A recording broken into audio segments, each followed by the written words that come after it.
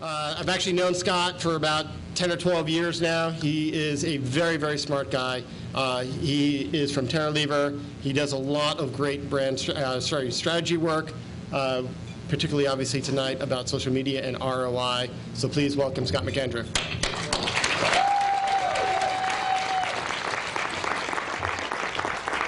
Flip everything over. Okay, cool.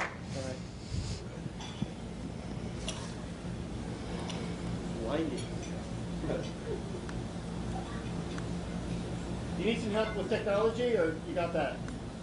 I think I got it. Everybody hear me all right? Is that good? Okay. Thank you guys for having me, and again, thank you to AZIMA for putting these events together. There hasn't been something like this in the state for quite a while. And just looking over kind of what's happened in the past with the speakers that they bring in and the topics that they go over. AZIMA's just always done a great job.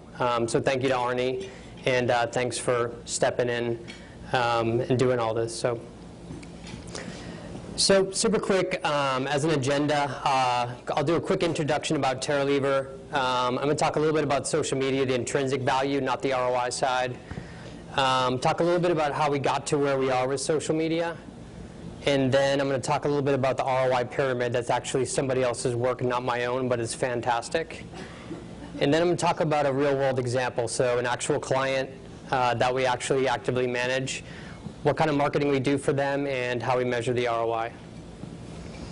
After that, I have a few tips, and I'll leave a few minutes for questions at the end. So quick plug, Terralever is located here in Tempe. We're 40-something people. I think 45. We started in Tempe. We have probably 40 of the 45 in Tempe. There's 4 in Los Angeles, and there's 1 lonely person in Austria who's actually here tonight, Dave. We're results-driven agencies, so ROI is something that we've always measured. When we do a strategy engagement, we always project ROI as best we can. So we've kind of learned our way into how to do that with social media, and I hope I can share a little bit of that with you today. Most of what we do is in-house. It's all our own people. We don't go offshore for the work. And just one knows that we're a Facebook preferred developer, and that is that designation. We got kind of a little bit of serendipity, but I think it was Razorfish dropped out of the initial F8 launch. And through a party at South by Southwest, we met Dave Marin, and we got the shot at actually working on the platform. So we were lucky to do that. It got us on an early list of Facebook preferred developers. That brings us a lot of work inbound. And so as Roger said, I'm the Vice President of Strategy. I've been with Terralever pretty much since it started, and I've worked with Chris, the CEO, since 1995. My focus specifically is on client strategy. Big surprise there. And then I work on the ongoing strategic direction over time with our online marketing group. So once we set things in motion to make sure that we're doing what we promised we could do. So I'm going to put a few clients up. I know a couple of these clients. Actually, one of these clients is here. I think Charlie from Cisco is here. We do a lot of work with Cisco and social media. We've done varying work for all of these brands up here. Actively, we do ongoing management with a few. We do app development with other ones, and there's some kind of come-and-go type clients. So before I get going, actually, just kind of get a little crowd response here. How many people are agency? About a good half. And then, so the rest of you guys are client side? Yes. How many people are marketers that are on the client side? Lots. Social media people in general? Few. Okay, cool. That helps. Thank you. So I kind of wanted to. I want to know how many social media people were here, so I would figure out if I was going to get things thrown at me or not. But Heather, our social media person, really wanted to make sure that I covered this up front, and I thank her for having me injected in here. Social media has an intrinsic value to business. So a lot of the things that we talk about in social media about community and relationships and dialogue and all those great things, that's not what I'm talking about today. A lot of those things that are more hard to quantify and hard to really put a value on, that's a financial calculation. Those things are phenomenal, and I love those things. We mix programs so that we're doing things that bring ROI to enable us to do more things that don't, to be honest with you. relationships, community building, the ability to speak to a customer directly is phenomenal, all of those things. So on the return on investment side, it's a little bit different. And kind of one of the things that I've seen in the industry in the past 3-4 years is that this is being talked about a lot, but it's not really being defined by anybody. And some of the definitions of that are out there, about probably 20% or 30% of them actually speak to what return on investment is. And the rest of them are kind of these fuzzy things that they bend the words around. So it's return on impressions or something different that they're using, but it's not really truly ROI. So ROI is a little bit not as sexy, a little bit more boring, but ROI is simply the financial calculation. This is something that's bottom line. You can show it. You can share it in the C-suite. It's a little bit different than saying we have fans or followers or some of what we call the softer metrics.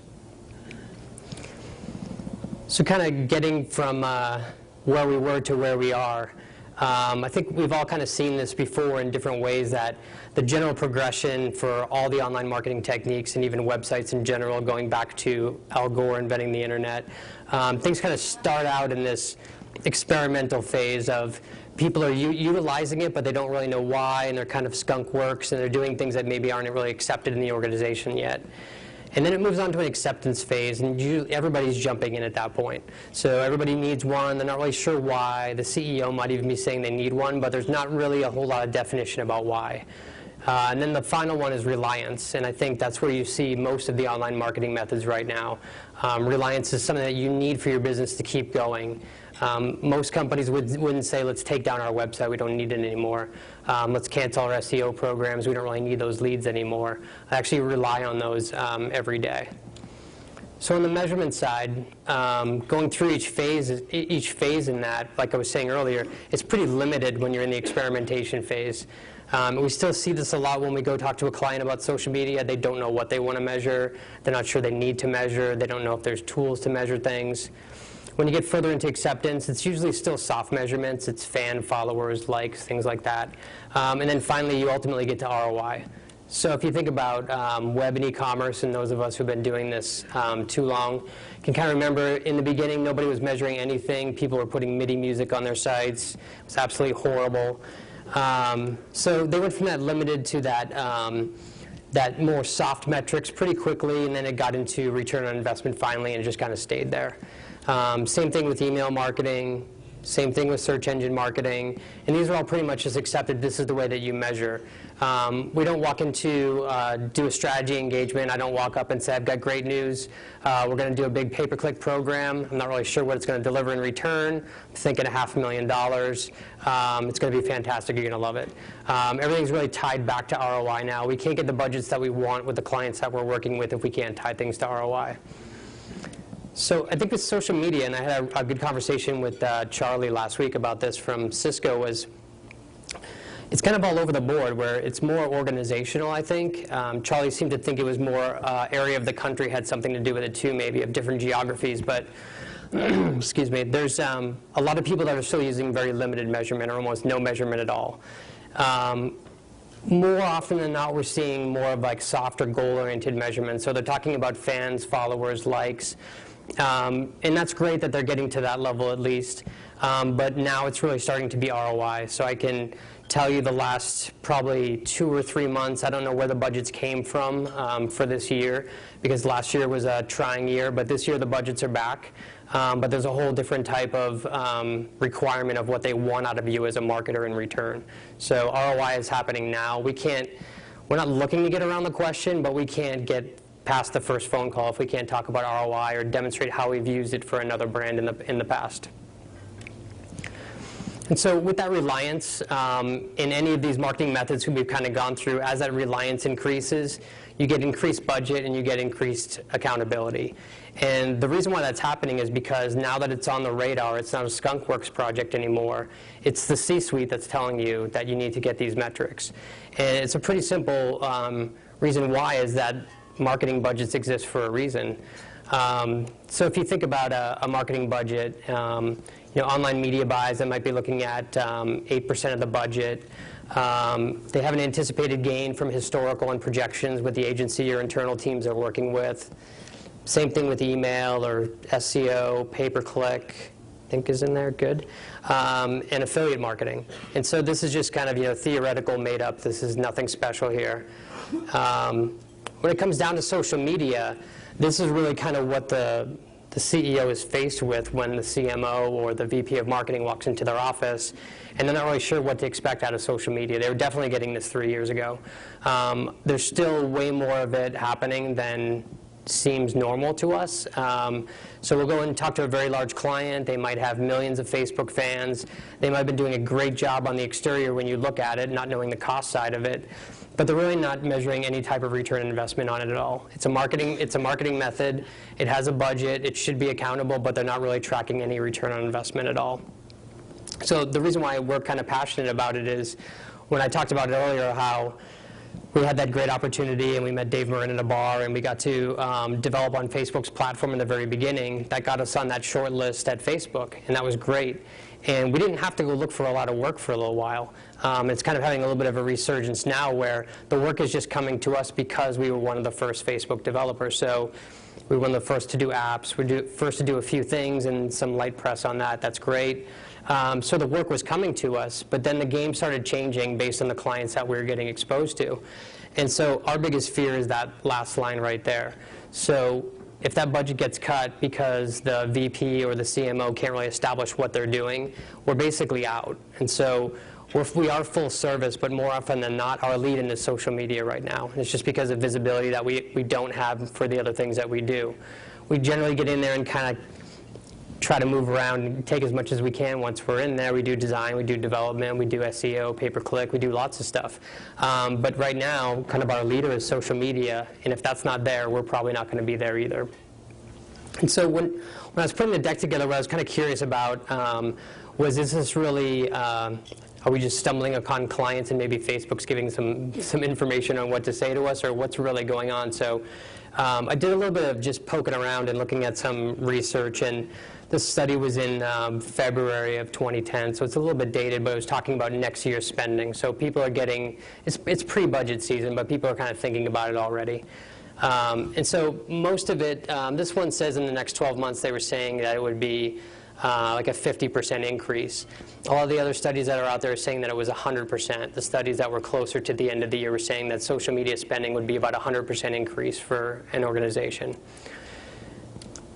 And so then we started kind of looking at, there's a Bazaar Voice survey that's out there, was asking, what are you actually looking at? So it looked at CMOs and said, what are you looking at, what are you measuring, and why are you measuring it? So there's 15 things, including an other box, which I don't know what it meant.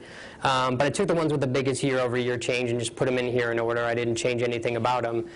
If you really look at those 4 things, what the CMO is telling you is that somebody's making him accountable for return on investment, something that's very financially motivated and can be tracked.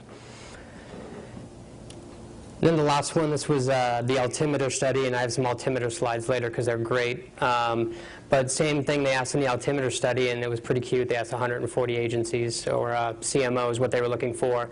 And the top thing that came back was creating ROI measurements. So there's a whole bunch of studies out there. I'm sure you've seen them. It's pretty frustrating if you work in an organization or you're trying to move from one part of marketing into social media. If you're a brand trying to establish what you should do. If you do a Google search, you're kind of left to yourself because there's a lot of information out there and it's kind of unsubstantive about what you should be doing. One of the fun things that people keep saying is you should get a strategy, and they won't even define what that means. So kind of thinking it through, we've realized some things as we've kind of worked through this, and I'm going to present a couple of those things to you guys. So first one was this ROI pyramid, and this is Altimeter Group did this one. I had the inkling to change it and make it mine, but I thought it was just better just to use it straight up exactly how they had it. So they have this ROI pyramid that they talk about, and they talk about kind of the top of the pyramid are business executives. The middle is the business stakeholders, so those are departments or maybe a VP. And at the bottom you have people like me. You have an agency, you have a community manager that's internal. And so that's a good way to look at it. That makes it pretty easy to figure out. When you start looking at what metrics are actually measured or what should be measured at different levels, the reality is that we're mostly talking about engagement data. The conversation around social media